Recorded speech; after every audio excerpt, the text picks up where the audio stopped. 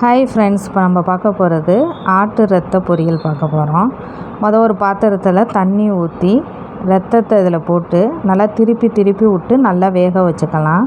அது ஓரளவுக்கு பிளாக் கலராக மாறினோன்னே கரண்டிலே பார்த்திங்கன்னா துண்டு துண்டாக இந்த மாதிரி போட்டு நான் வேக வச்சு எடுத்து வச்சுருக்கேன்.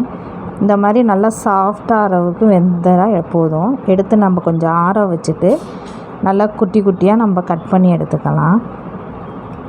இந்த மாதிரி நல்லா ஆறினோன்னே நான் குட்டி குட்டியாக கட் பண்ணி எடுத்து வச்சுருக்கேன். இந்த மாதிரி நல்லா குட்டி குட்டியாக கட் பண்ணி எடுத்து வச்சுக்குவோம். ஒரு கடாயில் எண்ணெய் ஊற்றிக்கலாம். எண்ணெய் நல்லா காஞ்சோன்னே ஒரு ஸ்பூன் இஞ்சி பூண்டு பேஸ்ட்டு சேர்த்துக்கிறேன்.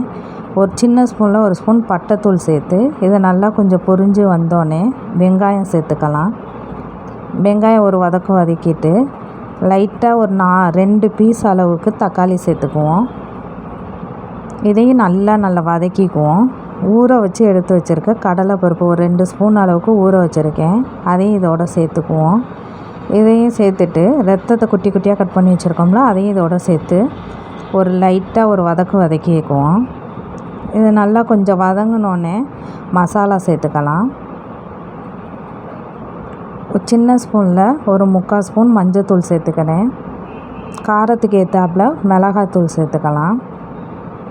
பெரிய ஸ்பூனில் ஒரு ஸ்பூன் அளவுக்கு மல்லித்தூள் சேர்த்துக்கிறோம்.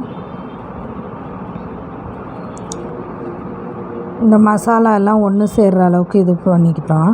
கொஞ்சம் தண்ணி ஊற்றி லைட்டாக உப்பு சேர்த்துக்குவோம். ஆல்ரெடி ரத்தத்திலே உப்பு இருக்கும், அதனால் தேவையான அளவு உப்பு சேர்த்துக்கிட்டு தேங்காய் கொஞ்சம் துருவி வச்சுருக்கேன், அதையும் இதோட சேர்த்துக்கலாம்.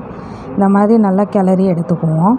ரத்த பொரியல் ரெடி. இந்த வீடியோ பிடிச்சிருந்தால் லைக் பண்ணுங்கள், ஷேர் பண்ணுங்கள், சப்ஸ்கிரைப் பண்ணுங்கள், பக்கத்தில் உள்ள பெல் பட்டனை கிளிக் பண்ணுங்கள். Thank you friends.